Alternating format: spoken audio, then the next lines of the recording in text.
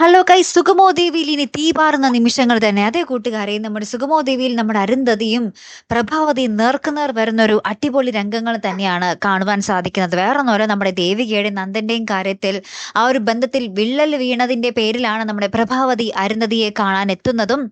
അപ്പോഴാണ് അറിയുന്നത് അരുന്ധതി തന്റെ മുഖ്യ ശത്രുവാണല്ലോ, മകൻ ഈ ഒരു അവസ്ഥയിലായോ എന്നുള്ളൊരു കാര്യങ്ങളൊക്കെ പ്രഭാവതി ആ ഒരു നിമിഷം അറിയുന്ന ഒരു രംഗങ്ങളും തന്നെയായിരിക്കും നമുക്ക് കാണുവാൻ സാധിക്കുന്നത്.